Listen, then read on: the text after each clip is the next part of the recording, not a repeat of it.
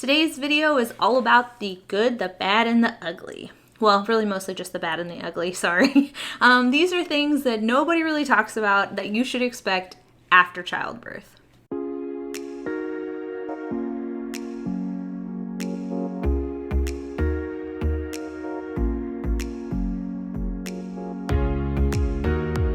Hi guys, welcome back to Defined Motherhood. My name is Ashley. If you're new here, make sure you check out our blog at definedmotherhood.com. If you're returning, please don't forget to hit that subscribe button down below and the notification bell if you want to be notified every time that I post. All right, so there are a number of things that we could talk about in this category, but for time's sake, I tried to narrow it down to some of the things that impacted me, that maybe I was a little bit more surprised about than I prepared myself. So to start us off, the first thing is there's going to be a lot of bleeding. So a lot of my friends had regular vaginal births, and they talked a lot about the bleeding that ensues afterwards. It's like the heaviest period you've ever experienced for weeks, like a month or so, maybe even longer.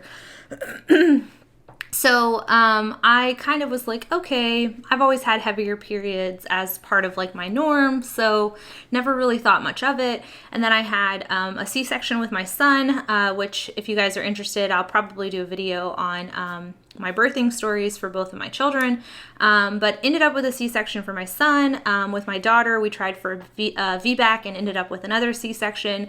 And each time I, for some reason, had convinced myself in my mind that the bleeding wouldn't be as bad because I had a C-section. They got all the gunk out. Like, we're good, right? Wrong. So at least for the first week to 2 weeks, it is definitely heavier than any heavy period you would typically think about. And then this can go on and drag out for a long period of time. With my son, I don't think I had, I don't think the bleeding stopped until about 3 to 4 weeks. And with my daughter, it was closer to 5. So just prepare yourself. You won't want to use tampons during this time to avoid any bacterial issues or just creating more trauma in an area that has already experienced a lot. So go old school, get yourself some pads, heavy duty stuff. You'll want nighttime ones for at night, just to keep yourself clean. So sorry, ladies, just get ready for it, okay? Make sure it's in your perinatal equipment or perinatal supplies so that you're ready to go. The second thing that was surprising to me is the amount of time it took for my stomach to return to normal, or normal, the new normal, right? So after my son, I rebounded pretty quickly, but your abdominals go through a lot in terms of literally separating to make room for this growing person. And so it takes a long period of time for those to fuse back together. But just be patient with yourself in that regard. Breastfeeding can definitely help in terms of your body recovering and healing and the shrinking of your uterus and all of those things, and the weight burn off. But overall, your muscles are going to take time to be able to act the way that they acted before, including pulling your stomach in. Your body takes 9 months to get to that point. Give yourself at least 9 months to a year to get back. And if you have more than one child, then maybe even longer, okay? The next thing that was surprising to me, I did not experience it with my son, but with my daughter, and I don't feel like a lot of women talk about, is like personal odor. And I don't mean like the don't talk about it like down there kind of odor. I just mean in general, like I felt like I needed more deodorant. I had to apply deodorant more often. And I didn't know what was going on or if something was wrong. If it was a hormonal thing that I should be worried about. And the truth of the matter is that it is normal. Some women experience it with every pregnancy. Some women experience it with one and not the other, like myself. But essentially, your hormones are doing all sorts of crazy things during pregnancy, coming out of pregnancy, and while you're breastfeeding. So as those things are happening, your body is reacting, and producing additional odor is part of that. For some women, it can resolve itself after a few months. For some women, after you finish nursing, it'll stop.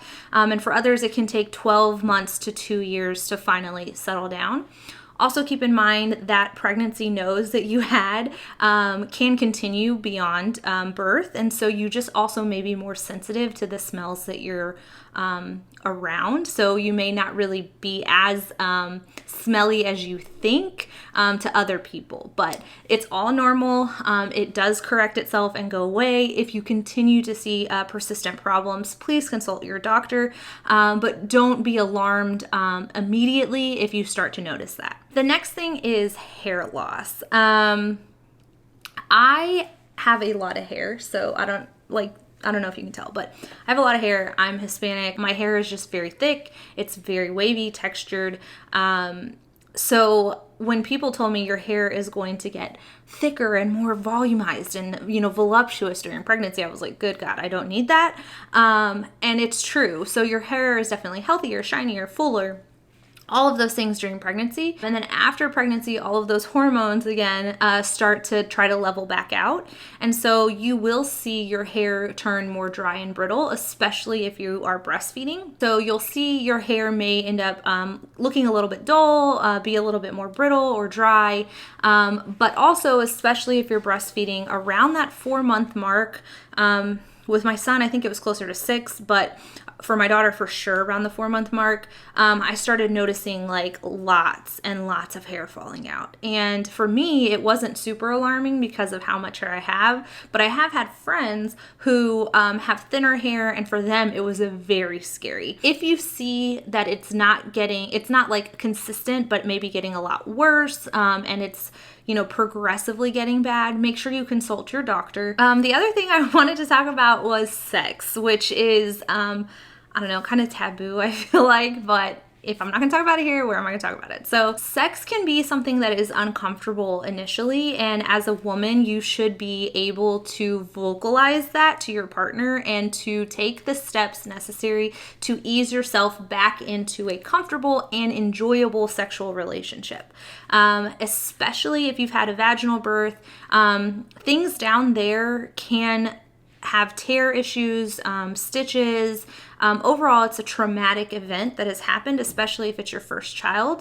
Even as a mom who's had 2 C-sections, I did notice sensitivity. If you're experiencing extreme discomfort or pain, please consult your gynecologist and make sure that you're seeking professional help.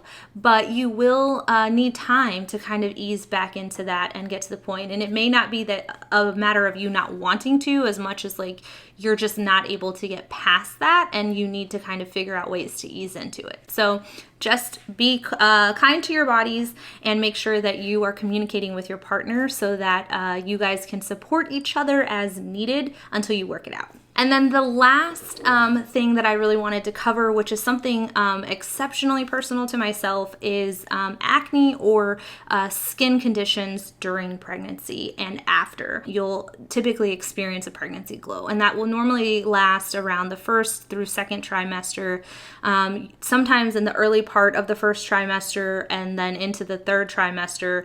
You'll have definitely more skin irritation or breakouts or acne altogether because your hormones are ramping up or definitely hitting a peak. With my son, I probably had some of the best skin in my entire life for pretty much the entire duration of my pregnancy with him. After my son, my husband and I experienced a pregnancy and miscarriage, and from that point forward, the acne issues that I had had prior to having children returned in full force. And it wasn't necessarily dependent on what I was eating. It was just in general. And it was isolated mainly to my face, not my body.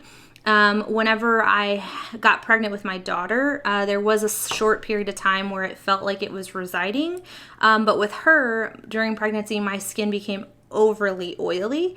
And I did have hormonal acne like under the skin throughout my pregnancy with her. After having her, it did kind of ease a little bit, but I still am fighting with some acne, as you can see on my chin, and breakouts. And so what I will do in an upcoming video is share with you some skincare tips based on the struggle with acne that I had during pregnancy, and then while nursing, what you can do to kind of help your skin recover from any hyperpigmentation or melasma issues that may have developed during pregnancy. So I wanted to share that for sure, because that was something that was a little bit surprising to me in terms of how bad it could get. And I know I said that that was the last thing I was going to talk about, but I reminded myself, periods.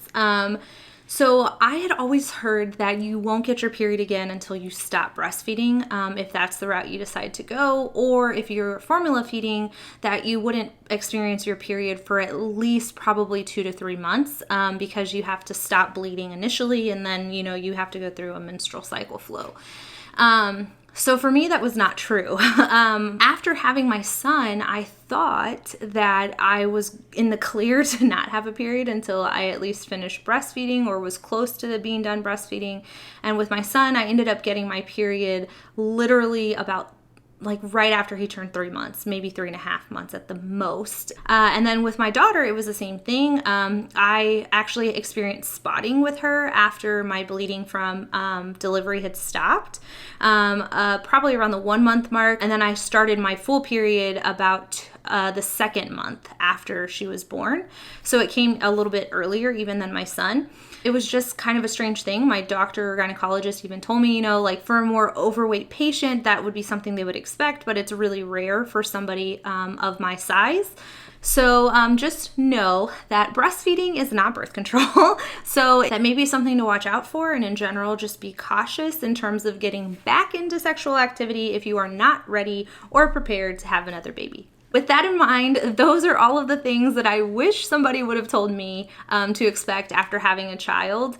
If you want to know if any other moms are experiencing what you're experiencing, please leave comments down below. Don't let it be taboo.